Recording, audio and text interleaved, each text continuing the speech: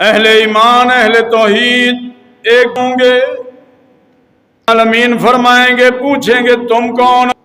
ہم جواب دیں گے، نبی علیہ السلام فرماتے ہیں کہ اللہ ہم تیرے مسلمان بندے، ہم مسلمان ہیں۔ اللہ فرماتے ہیں، پوچھیں گے، نبی علیہ السلام نے بیان کیا کہ تم کس کا انتظار کر رہے ہو؟ جو جن کو پکارتے تھے وہ تو ان کے ساتھ جہنم میں چلے گئے، تم کس کے انتظار میں؟ جواب دیں گے ہم اپنے رب کا انتظار کر رہے ہیں۔ اللہ رب العالمین مسلمانوں سے قیامت کے دن پوچھیں گے کہ تم اپنے رب کو پہچان لو گے، اپنے رب کی پہچان کر لو گے؟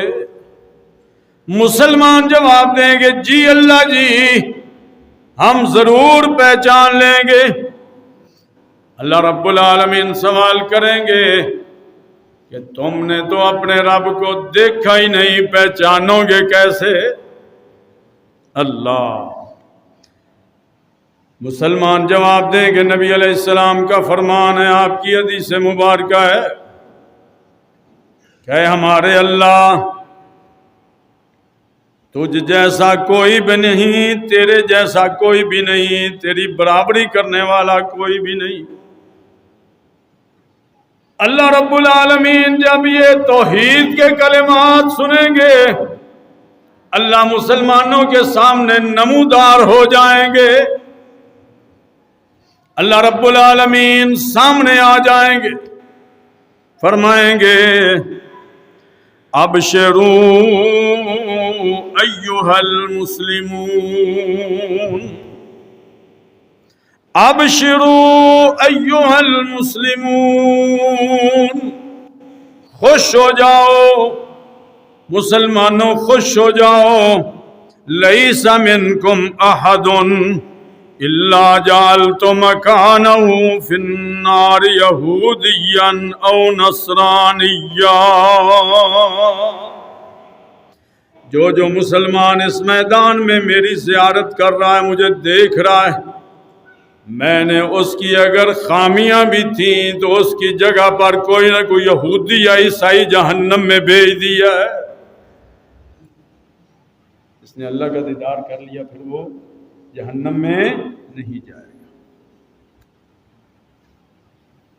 اللہ رب العالمین اپنے ان بندوں پر ہنستے ہیں، خوش ہوتے ہیں، مسکراتے ہیں جو اللہ رب العالمین کی توحید کے دعوے دار، پیروکار، اللہ کی توحید کے اوپر زندگی گزارنے والے۔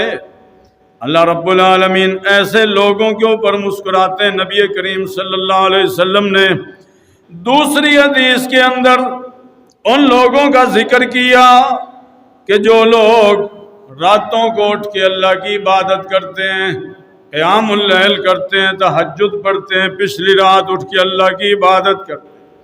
اللہ رب العالمین ایسے لوگوں کے اوپر بھی خوش ہوتے ہیں۔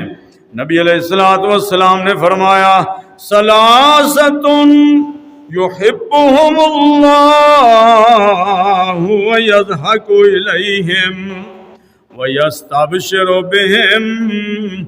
اللہ رب العالمین تین قسم کے لوگوں کے ساتھ محبت اور پیار بھی کرتے ہیں، اور اللہ ان کو دیکھ کے مسکراتے بھی ہیں، وَيَسْتَبْشِرُ بِهِمْ، اور اللہ انہیں جنت کی بشارتیں بھی دیتے ہیں۔ اللہ نبی علیہ السلام نے فرمایا وہ کون کون ہیں تین؟ پہلا بندہ فرمایا وَالَّذِي لَهُ امْرَأَةٌ حَسَنَةٌ، وَالَّذِي لَهُ امْرَأَةٌ حَسَنَةٌ وَفِرَاشٌ لَيِّنٌ حَسَنٌ۔ نبی علیہ السلام نے آپ کا چاہے بستر کھجور کا تھا، کھجور کے پتوں اور چھتوں سے بنی ہوئی چٹائی پہ آپ لیٹا کرتے تھے۔ سرانہ جو ہے وہ بھی بڑا مناسب سا، کوئی جناب نرم و گداز بستر نہیں، لیکن نبی علیہ السلام نے جو مثال دی ہر زمانے کے مسلمانوں پہ وہ فٹ آتی ہے، عین مطابق مثال دی۔ فرمایا وہ شخص جس کے دامن میں خوبصورت بیوی لیٹی اور رات کو خوبصورت بیوی کے ساتھ سو رہا اور آرام کر رہا ہو، بہترین بستر، بہترین بیڈ ہو، مولٹی فوم ہو، ہاں جی، وفراش لین حسن، خوبصورت بھی ہو، نرم بھی ہو، فیقوم من اللیل، وہ بیوی کے پہلو سے بھی اٹھ پڑتا ہے، جاگ پڑتا ہے اور بستر کو بھی ترک کر دیتا ہے، چھوڑ دیتا ہے، نرم و گرم بستر چھوڑ کے کیا کہتا ہے؟ اللہ رب العالمین کے سامنے کھڑے ہو کے اس کی عبادت شروع کر دیتا۔ اللہ پاک جب آسمان سے، ساتویں آسمان کے اوپر سے، عرش معلی سے، اپنی کرسی کے اوپر سے پہلے آسمان تک تشریف لاتے ہیں، اللہ فرماتے ہیں یَذَرُ شَهْوَتَهُ وَيَذْكُرُنِي وَلَوْ شَاءَ رَقَدَا، کہ میرے بندے نے اٹھ کر قیام شروع کر دیا، اس نے اپنی شہوت کو ترک کر دیا، اپنی خواہشات کو چھوڑ دیا، خوبصورت بیوی کے پہلو سے اس کے پاس سویا ہوا تھا، لیٹا ہوا تھا، اٹھ کے مصلی پہ آ گیا، وَيَذْكُرُنِي وَلَوْ شَاءَ رَقَدَا، اور میرا ذکر شروع کر دیا، تلاوت شروع کر دی، اللہ اللہ شروع کر دی۔ اگر یہ چاہتا تو سویا رہتا، اگر یہ سونا چاہتا تو سویا رہتا، سو بھی سکتا تھا۔ اللہ رب العالمین ایسے بندے کے اوپر خوش ہوتے ہیں، مسکراتے ہیں۔ نبی علیہ السلام نے حدیث کے دوسرے دو بندوں کا تذکرہ فرمایا، عجب ربنا من رجلین،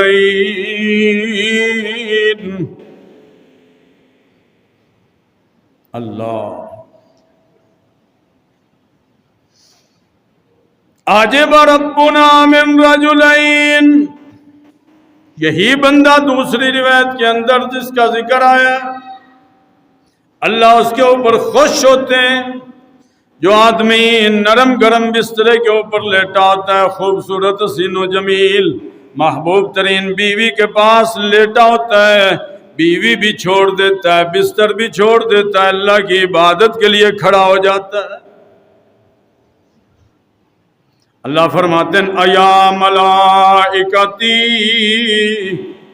اے میرے فرشتوں، تم نے کہا تھا کہ یہ بندہ جو ہے، آدم جو ہے، جب اللہ یہ بن جائے گا تو زمین کے اوپر فساد کرے گا، جھگڑا کرے گا، قتل و غارت کرے گا۔ اللہ فرشتوں کو گواہ بنا کے کہتے ہیں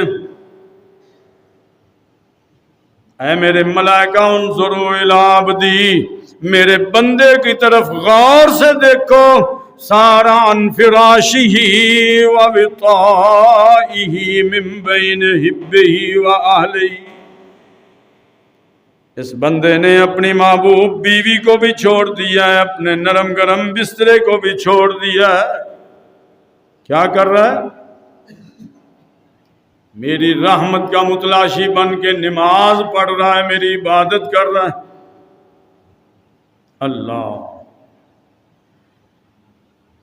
نبی کریم صلی اللہ علیہ وسلم کی روایت کے حدیث کے اگلے الفاظ ہیں ان اللہ لیضحک الی رجلین، رجل قام فی لیلۃ باردۃ من فراشی، وہ بندہ جو اپنا نرم و گرم بستر چھوڑ کے قیام کے لیے کھڑا ہو جاتا ہے، تہجد پڑھنے کے لیے اٹھ کھڑا ہوتا ہے، اللہ رب العالمین جب ایسے بندے کو دیکھتے ہیں تو اللہ ان کے اوپر ہنستے ہیں، مسکراتے ہیں، خوش ہوتے ہیں۔ نبی علیہ السلام نے فرمایا فتوضا ثم قام الى الصلاة فيقول الله عز وجل لملائكته، اللہ عز و جل اپنے فرشتوں کو کہتے ہیں دیکھو میرا بندہ ٹھنڈی رات میں ٹھنڈے پانی سے وضو کر رہا ہے، وضو کے بعد مصلی پہ آ گیا، میرے سامنے کھڑا ہو گیا، لحاف کو چھوڑ دیا ہے، گرم بستر کو چھوڑ دیا۔ اللہ، سردی کی ٹھٹھرتی راتوں میں، ٹھنڈی راتوں میں میری محبت نے اس کو جگا دیا، بیدار کر دیا۔ اللہ پوچھتے ما حمل عبدی ھذا ما صنع، میرے فرشتوں بتاؤ میرے بندے کو بستر چھوڑنے پہ، بیوی چھوڑنے پہ، ٹھنڈے پانی سے وضو کرنے پہ کس چیز نے آمادہ کیا، کس چیز نے تیار کیا ہے؟ فَيَقُولُونَ رَبَّنَا رَجَاءَ مَا عِندَكَ، فرشتے جواب دیں گے اللہ جی تیری رحمتوں کی امید لے کے اس کو مصلی پہ لے آئی، وَشَفْقَةً مِّمَّا عِندَكَ، اللہ تیری مہربانیاں جو ہیں ان کو حاصل کرنے کے لیے سب کچھ چھوڑ کے مصلی پہ آ گیا۔ فَيَقُولُ، نبی علیہ السلام نے فرمایا اللہ رب العالمین فرشتوں کے سامنے اعلان فرماتے ہیں فَإِنِّي قَدْ آتَيْتُهُ مَا رَجَاءَ وَأَمَنْتُهُ مِمَّا يَخَافُ، فرشتوں گواہ ہو جاؤ، گواہ ہو جاؤ، میں رب العالمین نے اپنے بندے کو ہر خوف والی چیز سے پناہ دے دی ہے، اور جس کی چیز طلب کرتا ہے، امید رکھتا ہے، اس کے دینے کا اعلان کر دیا۔ جو مانگ رہا ہے، دل میں تمنا ہے، خواہش ہے، وہ بھی پوری ہوگی، اور جس سے ڈر رہا ہے اس سے بھی اللہ نے بے خوف کر دیا۔ ایسے لوگوں کو اللہ دیکھ کر عرش معلیٰ پر ہنستے ہیں۔ ان لوگوں کے برعکس دوسرے لوگ جن کی راتیں شراب و کباب کی محفلوں میں گزر جاتی ہیں، جن کی راتیں بدکاریوں اور زنا کے اڈوں پہ گزر جاتی ہیں، جن کی راتیں چوری، ڈکیٹی، رہزنی، لوٹ کھسوٹ میں گزر جاتی ہیں، اللہ رب العالمین کی نافرمانیوں اور معصیتوں پہ گزر جاتی ہیں، اللہ رب العالمین ایسے لوگوں پر شدید ناراضگی کا اظہار کرتے ہیں، بہت زیادہ غصے ہوتے ہیں۔ اللہ اکبر۔ آئیے قیام اللیل کے حوالے سے ایک اور روایت آپ کو بیان کر کے آگے چلتا ہوں، بڑی جامع حدیث ہے یہ بھی، سنن ابی داؤد میں حضرت امام صاحب نے روایت نقل فرمائی، سیدنا ابو ہریرہ رضی اللہ تعالیٰ عنہ راوی حدیث بیان کرتے ہیں، کائنات کے محبوب پیغمبر جناب سیدنا محمد الرسول اللہ صلی اللہ علیہ وآلہ وسلم نے فرمایا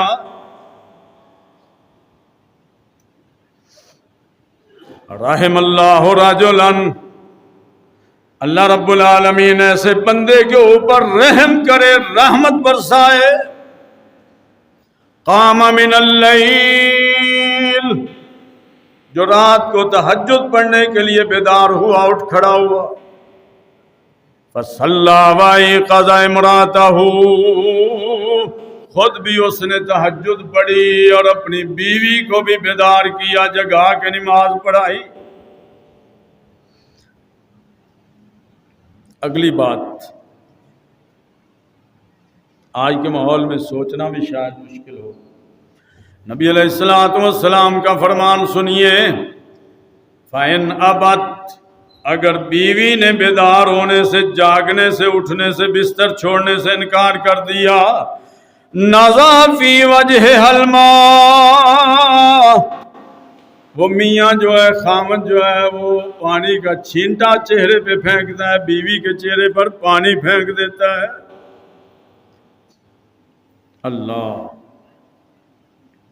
اللہ رب العالمین اپنے بندوں کے کیسے کیسے اعمال نبی علیہ السلام کے سامنے بیان کروا رہے ہیں۔ نبی علیہ السلام نے فرمایا رحم اللہ امرأ، اللہ رب العالمین اس عورت پر رحم فرمائے، قامت من اللیل فصلت، وہ رات کو بیدار ہوئی، تہجد کے لیے اٹھ کھڑی ہوئی، اس نے تہجد شروع کر دی، خامد کو اٹھایا، ایقظت زوجہا، اس کے خامد نے ادھر کروٹ ادھر پلٹ لی، کروٹ بدل لی، بیدار نہ ہوا۔ بیوی نے بھی یہی خامد والا عمل کیا۔ فَإِنْ أَبَى نَزَحَتْ فِي وَجْهِهِ الْمَاءَ، خامد اگر نہیں جاگتا، نہیں بیدار ہوتا تو بیوی پانی کا چھینٹا خامد کے منہ پر ڈال دیتی، مار دیتی۔ اللہ اکبر۔ اللہ رب العالمین ایسے لوگوں کو دیکھ کے ہنس رہے ہیں، خوش ہو رہے ہیں۔ ہمارے معاشرے میں یقیناً ایسے جوڑے تلاش کرنے مشکل ہے۔ بیوی میاں کا برا نہ مانے اور میاں بیوی کا برا نہ مانے، نماز کے کہنے پر، نیکی کی دعوت پر، نیکی کی ترغیب پر، نیکی کے لیے بیدار کرنے پر۔ ہم تو آج بچوں کو، اپنی اولاد کو بیدار کرنے سے، جگانے سے ڈرتے ہیں، خوف زدہ ہیں۔ بچے جوان ہیں، اولاد جوان ہے، بیٹا بیٹی جوان ہے، ہمارے ذہن میں عجیب جو ہے وہ نکتے ڈال دیے گئے ہیں۔ محلے والے کیا کہیں گے، پڑوسی کیا کہیں گے کہ جوان اولاد کے اوپر سختی کرتا ہے۔ جس عظیم نبی کو رحمت للعالمین نبی کہتے ہو، جو جہانوں کے لیے رحمت بن کے آئے، وہ نبی کریم صلی اللہ علیہ وسلم فرما رہے ہیں، میرے امتیوں، مجھے ماننے والوں، جب تمہاری اولاد 7 سال کی ہو جائے تو ان کو نماز کی ترغیب دو، نماز کے اوپر نماز پر لگاؤ۔ جب 10 سال کی ہو جائے نماز نہ پڑھے تو ان کو مارو۔ یہ رحمت للعالمین نبی کا فرمان، میری تمہاری کسی مولوی کی، کسی عالم کی بات نہیں ہے۔ یہ پیغمبر رحمت، جن کی شفاعت، جن کی سفارش سے تم نے اور میں نے جنت میں جانا ہے، جن کے ہاتھوں سے حوض کوثر کا جام پینے کے لیے بےتاب ہیں، جنہوں نے امت کو بخشوانے کے لیے اپنی دعا جو ہے وہ محفوظ رکھی، وہ پیغمبر فرما رہے ہیں کہ اولاد کو مارو، نماز پہ لگاؤ۔ اور تم کہتے ہو محلے والے، آس پاس والے، پڑوسی سنیں گے، وہ کہیں گے پتہ نہیں کیوں اولاد کو مارتے۔ تضاد آ گیا نا، انسان ڈبل مائنڈڈ ہو گیا، ایک طرف بناوٹی خیال ہے، ایک طرف نبی علیہ السلام کا فرمان۔ اپنے خیال کو ترک کر دو، کسی بڑے کی بات کو چھوڑ دو، پیغمبر علیہ السلام کی بات کو اپنا لو، آپ کے طریقے کو اپنا لو، اولاد بھی نیک بن جائے گی، نمازی بن جائیں گے، تمہارے دنیا سے جانے کے بعد تمہارے لیے نجات کا سبب بن جائیں گے، تمہارے لیے جانے کے بعد نیکیوں کی فیکٹری لگ جائے گی، بہت بڑا کارخانہ نیکیوں کا قائم کر کے جا رہے ہو۔ نبی علیہ السلام نے فرمایا، اذا مات الانسان انقطع عنہ عمل الا من ثلاث، جب کوئی بندہ دنیا سے فوت ہو جاتا ہے، اس کے اعمال کٹ گئے، ختم ہو گئے، نماز پڑھتا تھا، نماز ختم، زکوٰۃ دیتا تھا، زکوٰۃ کا ثواب رک گیا، حج کیا، حج کا ثواب اب دوبارہ حج نہیں کرے گا، اس کے علاوہ تلاوت کرتا، ذکر اذکار کرتا، جو بھی کام کرتا ہے بریک لگی، الا من ثلاث، سوائے 3 کاموں کے۔ 3 کام ایسے ہیں جن کے اعمال، جن عملوں کا ثواب پیچھے بھی جاری رہتا ہے، تمہارے مرنے کے بعد بھی جاری رہے گا۔ ان میں ایک کیا ہے؟ ولد صالح، جس اولاد کی تربیت تم نبوی طریقے پہ کر گئے، اولاد کو نماز روزے پہ لگا دیا، اولاد کو دین پڑھا دیا، اولاد کو نیکی کی ترغیب اور تربیت کر دی۔ جس کی اولاد نمازی ہے، نیک ہے، جس کی اولاد شریعت کی پابند ہے، یقیناً دنیا سے وہ ماں باپ جائیں گے، ان کے اعمال بند نہیں ہوں گے، ان کی نیکیاں رکیں گی نہیں، جب تک اولاد نماز پڑھتی رہے گی، اپنی اولادوں کو پڑھاتی رہے گی، خاندان اور نسل کے لوگ نمازیں پڑھتے رہیں گے۔ یہ نیکیوں کا کارخانہ ہے، نیکیوں کی فیکٹری ہے. بے راہ روی سے ہٹ جاؤ. قیام اللیل بہت بڑا شرف ہے. آئیے اگلی بات، اعمال ایسے کرو جن کے اوپر اللہ مسکرائے.